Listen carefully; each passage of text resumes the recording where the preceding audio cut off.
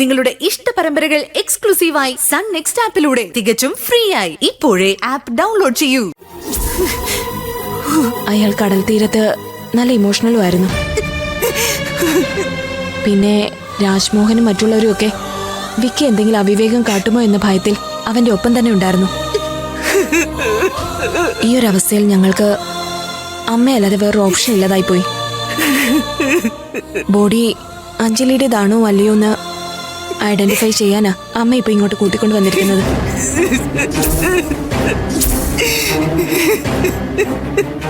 അമ്മയുടെയും പിന്നെ അഞ്ജലിയെ സ്നേഹിക്കുന്ന ദേവമ്മയുടെയും തുടങ്ങിയ ഒരുപാട് പേരുടെ പ്രാർത്ഥനയുണ്ടല്ലോ. അതൊരു പക്ഷേ ദൈവം കേൾക്കാതിരിക്കില്ല. നമുക്ക് ശുഭപ്രതീക്ഷ വയ്ക്കാം. അരുതാത്തതൊന്നും കാണാനും കേൾക്കാനും ഇടവരുത്തരുതെന്ന് നമുക്ക് പ്രാർത്ഥിക്കാമേ. അമ്മ വരൂ.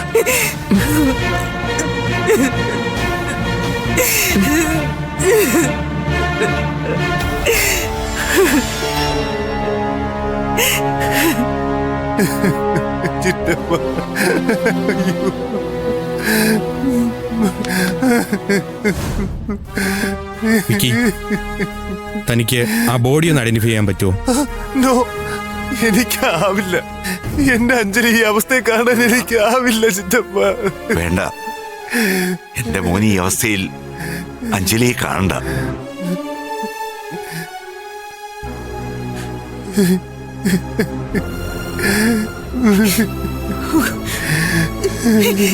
തൃപ്തിയായല്ലോടെ തനിക്ക്? എന്റെ മോളെ കൊലയ്ക്ക് കൊടുത്തപ്പോ തനിക്ക് സമാധാനമായില്ലേ?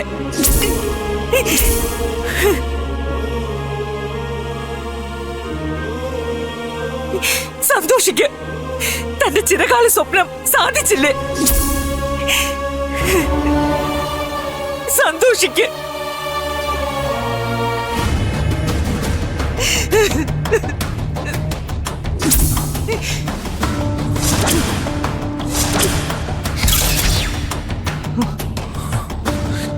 ഈശ്വരാ, പെട്ടോ. ഈ തള്ളയോട് അഞ്ജലി സംശയം വല്ലതും പറഞ്ഞിട്ടുണ്ടെങ്കിൽ അവരതിവിടെ വിളിച്ചു കൂവി എന്റെ കാര്യം അവതാളത്തിലാക്കും. പെട്ടുപോയല്ലോ. ഇതിനാണോടാ നീ ഇത്രയും പുകലുണ്ടാക്കി എന്റെ അഞ്ജലി മോളെ താലി കെട്ടി കൊണ്ടുപോകുന്നത്? ആരോരും ഇല്ലാതെ അനാഥാവസ്ഥയില് കടപ്പുറത്ത് കാക്കയ്ക്കും കഴുകനും കൊത്തി വലിക്കാൻ വേണ്ടി ആയിരുന്നോടാ നീ എന്റെ മോളെ കൈപിടിച്ച് കൊണ്ടുപോകുന്നത്?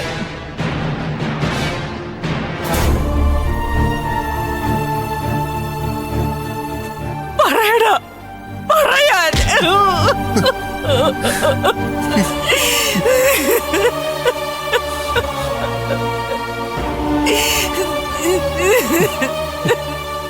ഭാഗ്യം, അഞ്ജലി ഇവരോടൊന്നും പറഞ്ഞിട്ടില്ല എന്ന് തോന്നുന്നു. രക്ഷപ്പെട്ടു. Thank God. അമ്മേ പ്ലീസ്, അമ്മ വരൂ. നിങ്ങളുടെ വീട്ടിൽ ഒരു ദിവസമെങ്കിലും, എന്തിന് ഒരു മിനിറ്റെങ്കിലും എന്റെ മോൾക്ക് നിങ്ങൾ മനസ്സമാധാനം കൊടുത്തിട്ടുണ്ടോ? വെറുപ്പായിരുന്നില്ലേ നിങ്ങൾക്ക്? വെറുത്ത് വെറുത്ത് നിങ്ങൾ എന്റെ മോളെ മോർച്ചറി വരെ എത്തിച്ചില്ലേ? അമ്മ വരൂ. ബോഡി ഐഡന്റിഫൈ ചെയ്യുന്നതിന് എന്തെങ്കിലും ബുദ്ധിമുട്ടുണ്ടോ? അങ്ങനെയാണെങ്കിൽ ഞാൻ വേറെ മാർഗം നോക്കാം. എന്റെ മോള് എന്റെ പ്രാണനായിരുന്നു. ഞങ്ങൾ ഒരു മനസ്സും രണ്ട് ശരീരവും ആയിരുന്നു. ഞാനായിരുന്നു അവൾക്കെല്ലാം.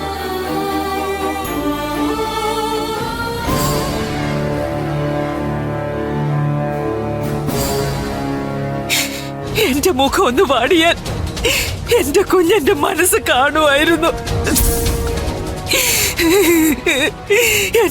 എന്റെ പകുതി പ്രാണനായിരുന്നു അവള്.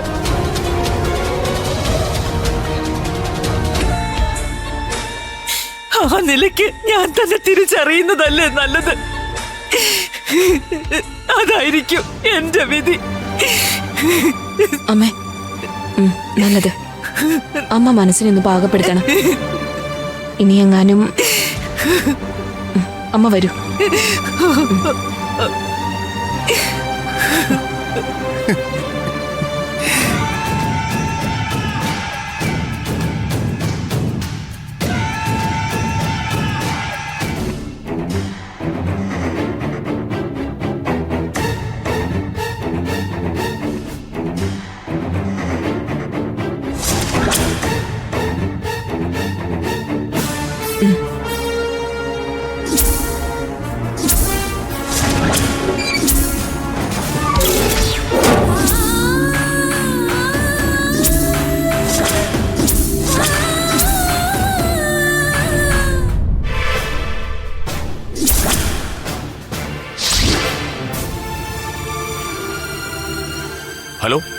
മോളെ ശ്വേതേ, ഹലോ അച്ഛാ പറയേ, എന്താ വല്ലതും അറിഞ്ഞോ? മോളെ ആകെ പ്രശ്നമായല്ലോ. എന്താ അച്ഛാ? ബോഡി ഐഡന്റിഫൈ ചെയ്യാൻ പോയ യശോദ ബോധം കെട്ട് വീണു. നമുക്കത് ഉറപ്പിക്കാനല്ലേ? ആ ബോഡി അഞ്ജലിയുടെ തന്നെയാണെന്ന് തോന്നുന്നു. അച്ഛാ സത്യമാണോ ഇത്? പിന്നല്ലാതെ. ഇങ്ങനൊരു കാര്യം ഞാൻ നിന്നോട് വെറുതെ പറയൂ?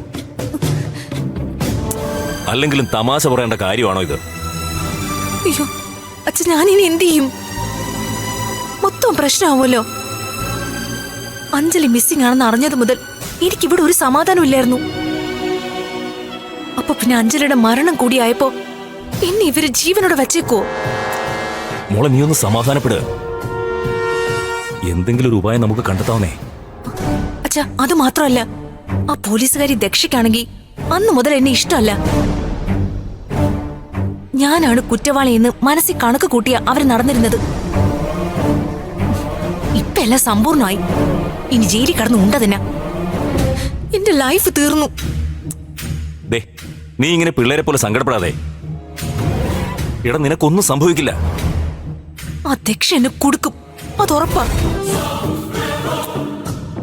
അതിനു മുൻപ് എന്തെങ്കിലും ചെയ്തേ മതിയാവൂ. ശരി.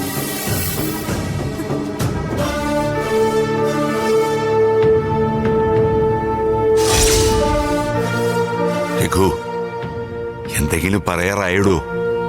ഞങ്ങളാണെങ്കിൽ ടെൻഷൻ കാരണം ഇപ്പൊ ചത്തോവുന്ന അവസ്ഥയില. എന്തായിടോ കാര്യങ്ങള്? ഡീറ്റെയിൽഡ് ആയിട്ടൊന്നും പറയാറായിട്ടില്ല. പോസ്റ്റ്മോർട്ടം റിപ്പോർട്ട് ലഭിക്കാതെ ഒന്നും അങ്ങോട്ട് പറയാൻ കഴിയില്ല. എങ്കിലും പോലീസ് സർജൻ പ്രാഥമിക കാര്യങ്ങളൊക്കെ എക്സാമിൻ ചെയ്തിട്ടുണ്ട്. പക്ഷേ അങ്ങോട്ട് തെളിച്ചൊന്നും പറയുന്നില്ല. ചില സംശയങ്ങളുണ്ടെന്നാ പറഞ്ഞത്. ഡീറ്റെയിൽസ് പരിശോധനയ്ക്ക് ശേഷമേ പറയാൻ പറ്റുള്ളൂ എന്ന് അവർ പറഞ്ഞത്.